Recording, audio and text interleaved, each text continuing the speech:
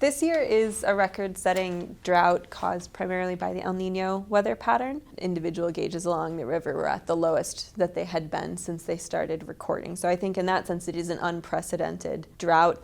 It links broadly back to sort of climate change, weather patterns shifting away from traditional patterns, and also just the growing influence of human infrastructure, because there's so much of it and has developed so rapidly and often in an uncoordinated manner. There are only two constructed dams on the mainstream in Laos. One is the Seaburi Dam, which is the larger dam. It's located in northern Laos near the city of Luang Prabang. The other is Don Sahong, and it's a much smaller dam because it's only on one small portion of the Mekong, right near the border with Cambodia, where the river actually branches out into a lot of different rivers. Both of them came online in late 2019. And in both cases, you can, if you sort of track the water levels, see that the operations of those dams are impacting when the water is flowing. The biggest impact, and probably that which is most concerning for security in the region, is impacts on fisheries. The Mekong River is the world's largest freshwater fisheries production in the world. The river system as a whole produces something like 2 million tons of fish.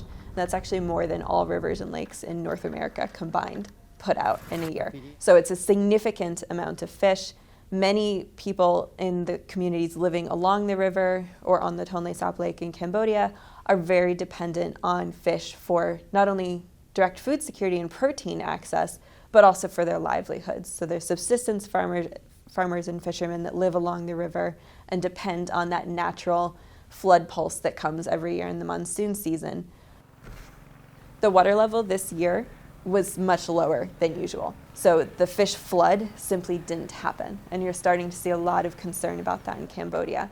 When I was there in October, I heard predictions from local villagers that they were concerned their fish catch might drop between 60 to 70% from a normal year. What I've seen in headlines now indicates that that may be upwards of 80%. So that's a severe economic concern for those families and also a food security concern. Equally important is agricultural production. The Mekong Delta in Vietnam is one of the world's big rice baskets. There's about 20 million people that live in the Delta, and many of them are farmers, raising rice, doing aquaculture, raising other products, fruits, other vegetables for sale.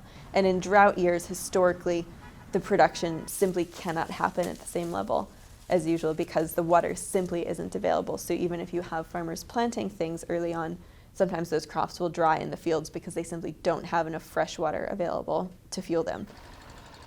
If the countries can take this as a wake-up call, and the governments and other stakeholders who have a say in how the Mekong is managed can coordinate more effectively in the future, for instance, by recognizing that when there's an El Nino, there need to be preemptive steps taken, or agreeing on ways to handle water differently in drought years, then the future impacts could potentially be mitigated.